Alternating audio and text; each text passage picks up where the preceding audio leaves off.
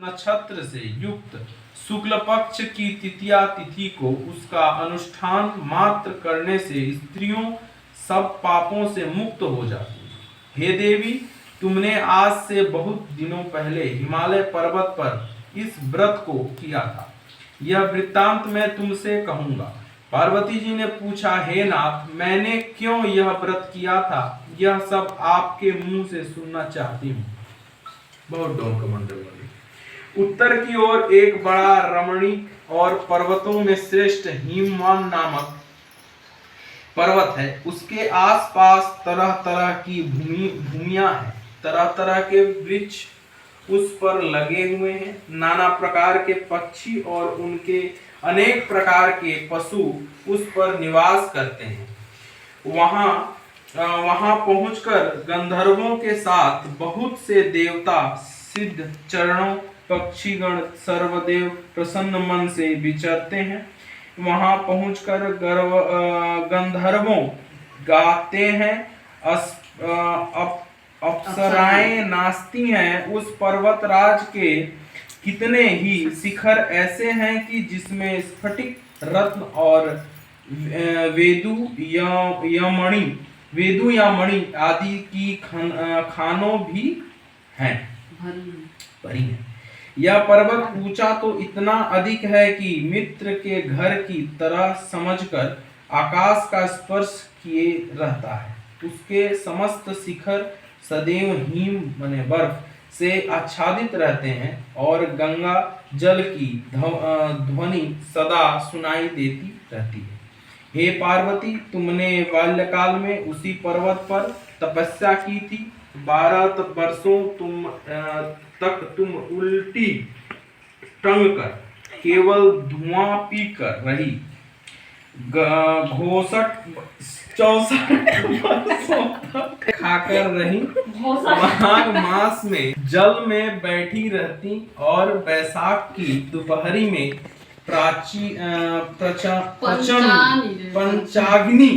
पंचाग्नि तापती थी। श्रावण महीने में जल बरसात तुम भूखी प्यासी होकर मैदान में बैठी रहती थी। तुम्हारे पिता इस तरह के कष्ट सहन को देखकर बड़े दुखी हुए। वो चिंता में पड़ गए कि मैं अपनी कन्या उसको दूं। उसी समय नारद जी किसको दूं? उसी समय नारद जी भूल गए। नारद जी वहां आ पहुंचे।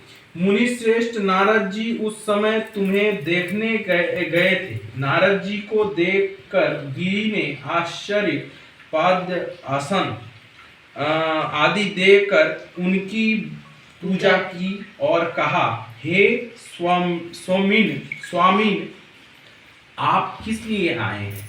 मेरा अहोभाग्य है, आपका आगमन मेरे लिए अच्छा है।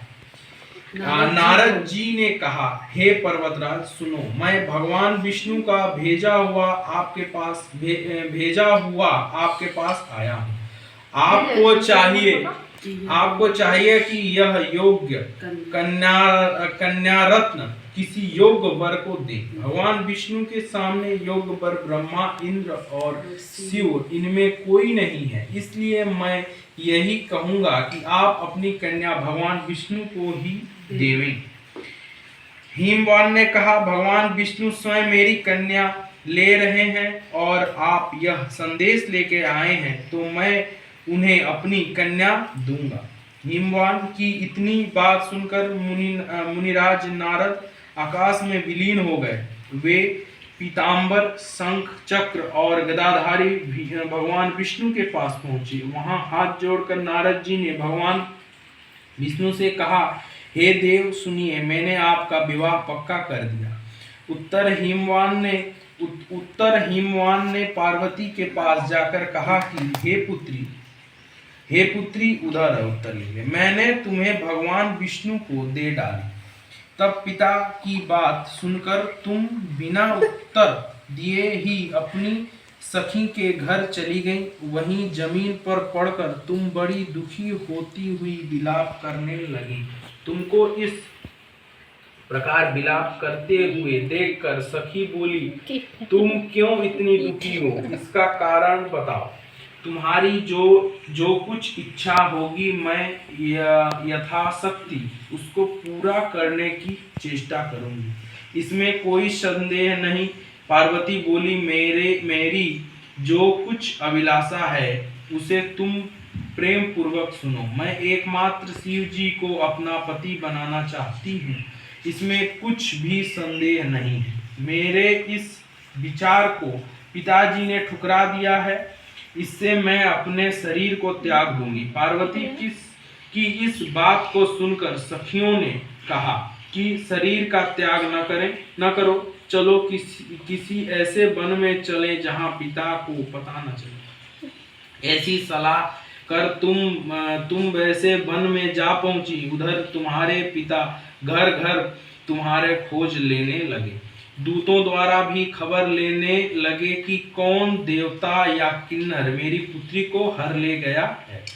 उन्होंने मन ही मन कहा, मैं नारद जी के आगे प्रतिज्ञा कर चुका हूँ कि अपनी पुत्री भगवान विष्णु को दूंगा। ऐसा सोचते सोचते हिमवान मूर्छित हो गए। गिरिराज को मूर्छित देखकर सब लोग हाहाकार करते दौड़ पड़े।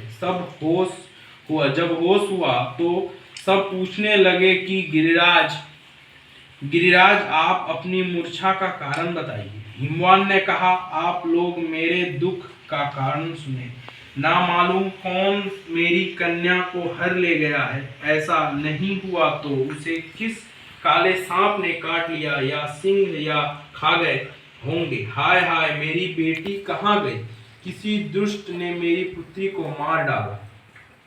ऐसा कह वो वायु के झोंकों के जैसे कांपते हुए वृक्ष के समान कांपने लगे। इसके बाद हिमवान तुम्हें वन वन खोजने लगे। वह वन भी सिंह, भालू, हिंसक जंतुओं से बड़ा भयानक हो रहा था। तुम भी अपने सखियों के साथ उस भयानक वन में चलती चलती एक ऐसी जगह जा पहुंची जहां एक नदी बह रही थी। उसे रमणी तट पर एक बड़ी सी कंदरा थी। तुमने उसी कंदरा में आश्रम बना लिया और मेरी एक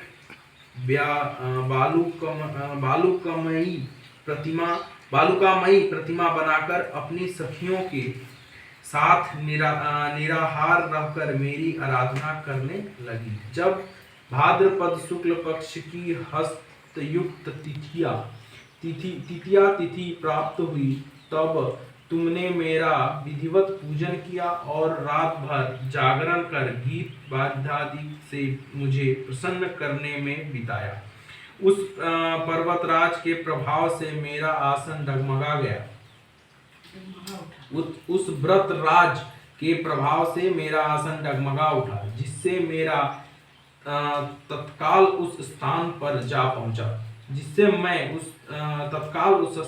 जा पहुंचा जहां पर तुम अपनी सखियों के साथ रहती थी। वहां पहुंचकर मैंने तुमसे कहा कि मैं तुम पर प्रसन्न हूँ, बोलो क्या चाहती हो।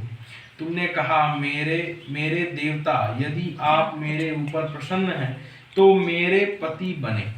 मेरे तथास्तु कहकर कैलाश पर्वत पर वापस आने पर तुमने वह प्रतिमा नदी में प्रवाहित कर दी और सखियों के साथ उस महाव्रत का पारण किया। हिमवान ने तब तक उस वन में तुम्हें खोजते हुए आ पहुंचे। चारों दिशाओं में तुम्हारी खोज करते करते वह व्याकुल हो चुके थे, इसलिए तुम्हारे आश्रम के समीप पहुंचते ही गिर पड़े। थोड़ी देर बाद उन्होंने नदी के तट पर दो कन्याओं को सोते हुए देखा। देखते ही उन्होंने तुम्हें छाती से लगा लिया और बिलख कर रोने लगे। फिर पूछा, पुत्री, तुम सिंह, व्याघ्र आदि जंतुओं से भरे इस वन में क्यों आ पहुंची? पार्वती ने उत्तर दिया, हे पिताजी, मैंने पहले ही अपने आप को शिव जी के हाथों सौंप दिया था। आपने मेरी बात टाल दी, इसलिए मैं यहाँ चली आई। हिमवान ने सांत्वना दी कि हे पुत्री, मैं तुम्हारी इच्छा के विरुद्ध कुछ न करूँगा। वे तुम्हें अपने साथ ले घर आए और मेरे साथ तुम्हारा विवाह कर दिए। इससे तुमने मेरा अर्धासन पाया। तब से आज तक किसी के सामने मुझे यह व्रत प्रकट करने का अवसर नहीं प्राप्त हुआ। हे देवी, मैं यह बताता हूँ कि इस व्रत का हरतालिका नाम क्यों पड़ा। तुमको सखियां हर ले गई थीं, इससे हरतालिका नाम पड़ा। पार्वती जी ने कहा, हे प्रभु, आपने नाम तो बताया, अब इसकी विधि भी बताएं। इसका क्या पुण्य है, क्या फल है, यह व्रत कौन करे। श्री शिव जी पार्वती जी से कहते हैं, हे देवी, मैंने समस्त स्त्री जाति की भलाई के लिए यह उत्तम व्रत बतलाया है। जो स्त्री अपने सौभाग्य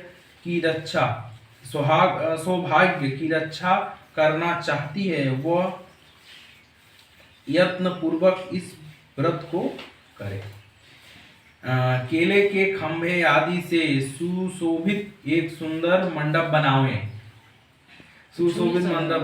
उसमें रंग बिरंग के रेशमी कपड़ों से चांदवा लगाएं। चंदन आदि सुगंधित द्रव्यों से वह मंडप लिपवाएं। फिर शंख भैरी मृदंग आदि बजाते हुए बहुत से लोग एक चित्त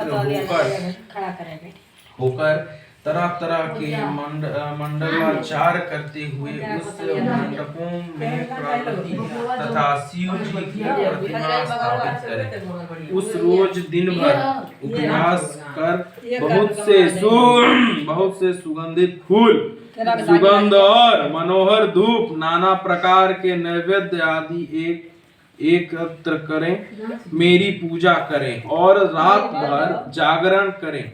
ऊपर जो जो वस्तुएं गिनाई गई हैं उनके अतिरिक्त नारियल, सुपारी, जंबीर, नींबू, लौंग, अनार, नारंगी आदि जो फल प्राप्त हैं हो सके उन्हें इकट्ठा कर लें।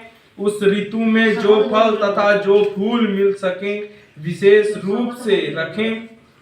इसके बाद धूप दीप आदि से पूजन कर प्रार्थना करें, हे शिवे, शिवरूपिणे, हे मंगले, सर्व अर्थों को देने वाली, हे देवी, हे शिवरूपी, आपको नमस्कार है।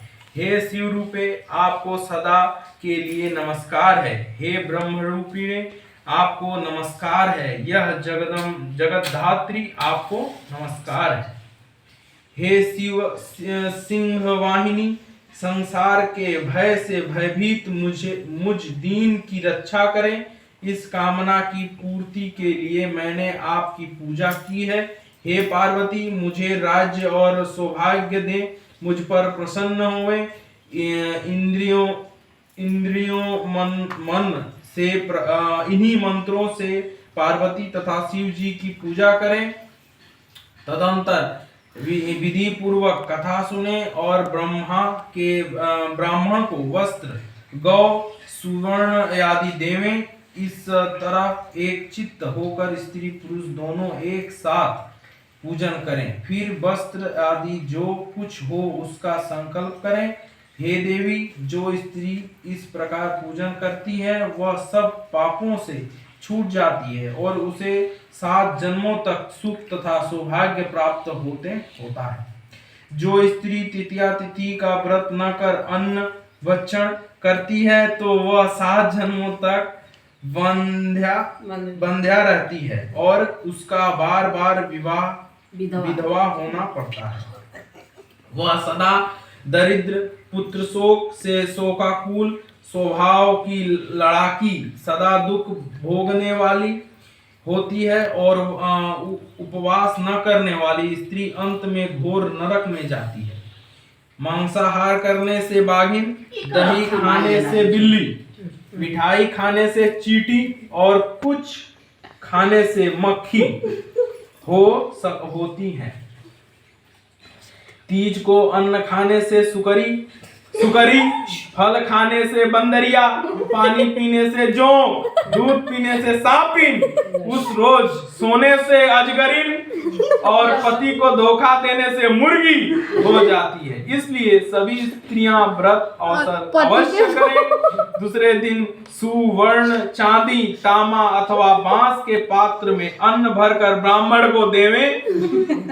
जो स्त्री इस प्रकार व्रत करती है वह मेरे समान पति पाती है, और जब वो मरने लगती है तो तुम्हारे समान उसका रूप हो जाता है। उसे सब प्रकार के सांसारिक भोग और सायुज्य मुक्ति मिल जाती है।